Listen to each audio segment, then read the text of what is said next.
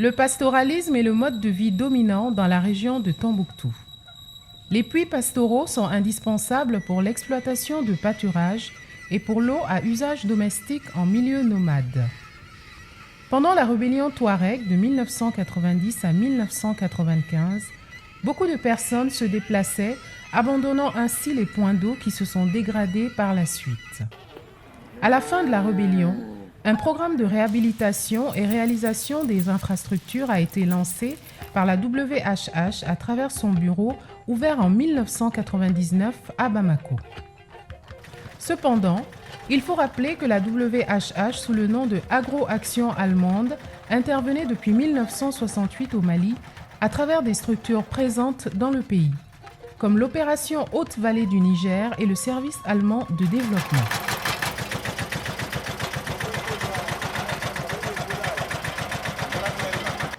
Les premières interventions du bureau ont été facilitées par le programme Mali Nord GTZ.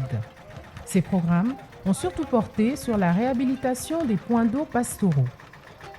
Pour permettre l'exploitation de pâturages de certaines localités, de nouveaux points d'eau ont également été réalisés. La profondeur des puits varie entre 45 et 100 mètres.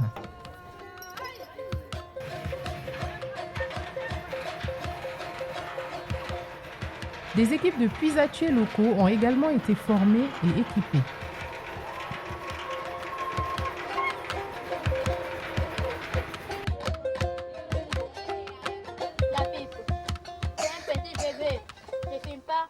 La WHH a participé à la mise en place des écoles mobiles dans le delta du Niger, permettant la scolarisation des enfants des populations nomades. Le ministère de l'Éducation a mis à disposition des enseignants qui se déplacent avec les communautés. C'est difficile parce que c'est un mode de vie que je ne suis pas habitué, mais je me force de m'adapter parce qu'un homme est appelé à se battre. Le pêcheur nomade de Pora Somono voyage avec leur école.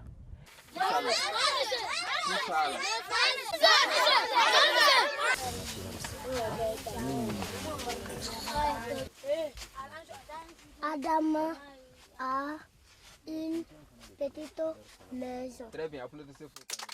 La communauté quitte le site temporaire après la saison de pêche pour un aller-retour au village d'origine. Les enfants et les enseignants partent devant avec le mobilier scolaire pour vite reprendre le cours. Au début de la submersion saisonnière du fleuve Niger, les pêcheurs de Pora Somono parcourent une distance de 270 km en suivant la migration des poissons.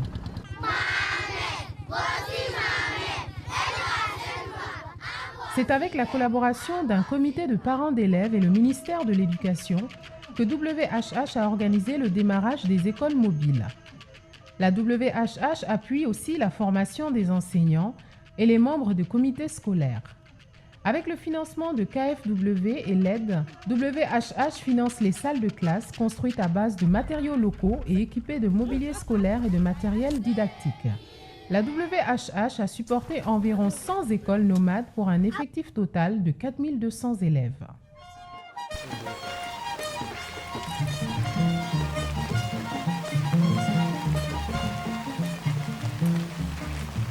De 2004 à 2005, le Sahel a connu une crise alimentaire suite à une longue sécheresse et l'invasion de criquets pèlerins. La WHH, avec l'appui financier du BMZ, l'apport du PAM, le Programme alimentaire mondial, et de Plan Mali, a apporté de l'aide alimentaire aux populations affectées.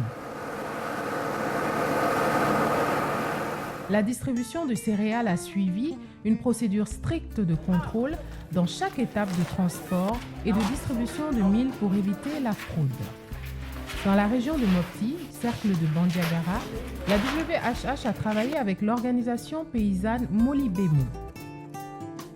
Dans la commune de Pelou, à Bandiagara, un comité de gestion présidé par le maire de la commune a élaboré la liste des bénéficiaires sur une base de 10% de la population la plus vulnérable. Chaque bénéficiaire a ainsi reçu une quantité de 21 kg pour la période de soudure de 3 mois.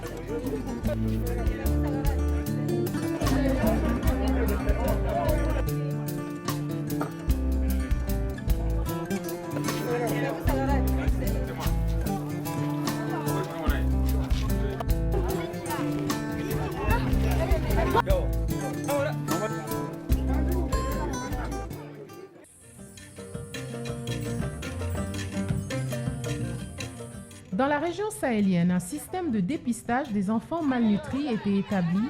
Les enfants entre 6 et 59 mois ont été examinés par le personnel de santé pour identifier les cas de malnutrition modérée ou sévère. Les enfants malnutris modérés sont pris en charge au niveau communautaire. En cas de malnutrition sévère aiguë, les enfants sont référés dans les centres de santé respectifs pour un traitement approprié.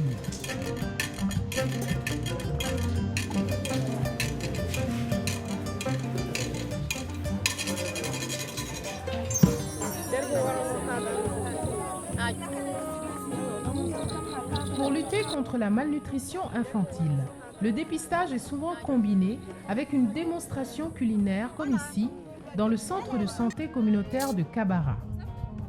Une animatrice explique aux femmes du village comment préparer une alimentation à haute valeur nutritive avec des ingrédients qui sont localement disponibles.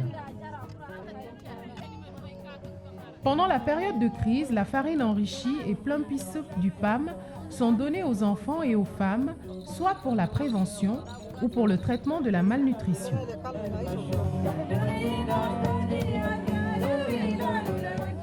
Il y a des écoles fixes en milieu semi-nomade, mais le taux de scolarité est bas à cause des longues distances à parcourir et aussi par manque de logeurs pour les enfants. C'est dans ce cadre que la WHH a appuyé les cantines scolaires au niveau de certaines écoles avec des vivres fournis par le PAM. Cela crée une incitation supplémentaire à la scolarisation.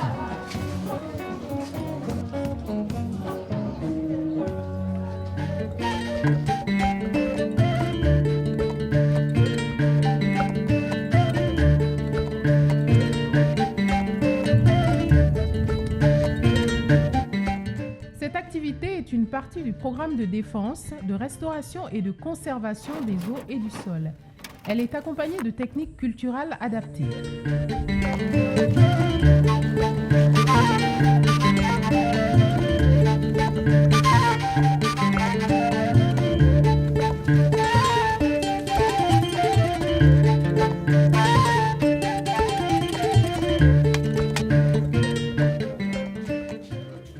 Les semences améliorées et adaptées sont ainsi offertes aux cultivateurs pour augmenter la production agricole et s'adapter aux changements climatiques.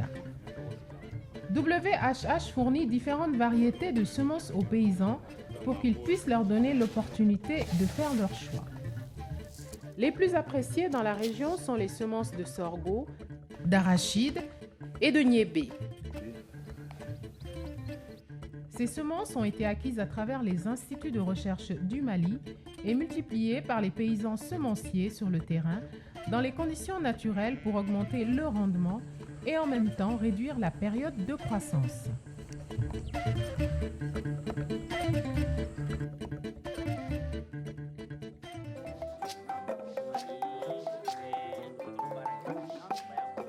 Les banques de céréales villageoises sont mises en place avec les autorités villageoises.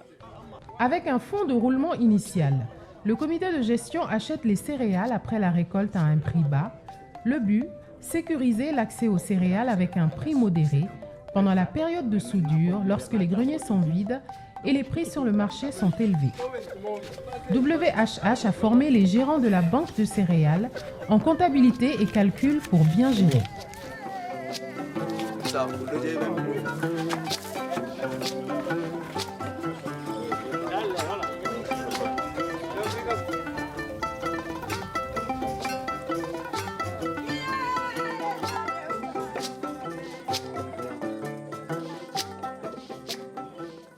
WHH a introduit un système amélioré pour l'élevage des petits ruminants afin d'augmenter la production de lait et afin d'améliorer l'état nutritionnel des ménages. On a amené les bonnes pratiques pour mettre les animaux au niveau du hangar amélioré. On a expliqué aux paysans, aux éleveurs, les techniques de fauchage d'herbe, comment couper l'herbe, comment les sécher et comment donner l'herbe aux animaux. Les animaux bien entretenus avec un bon embonpoint auront ainsi un meilleur prix sur le marché pendant la période de fête.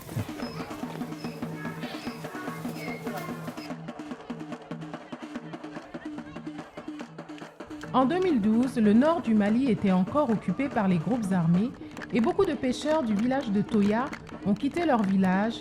Ainsi, ils ont perdu tout leur équipement de pêche.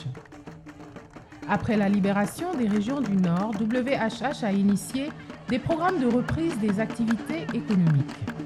Ainsi, WHH a appuyé l'association de pêcheurs de Toya avec des équipements de pêche comme les pirogues et les filets pour qu'ils puissent reprendre leurs activités.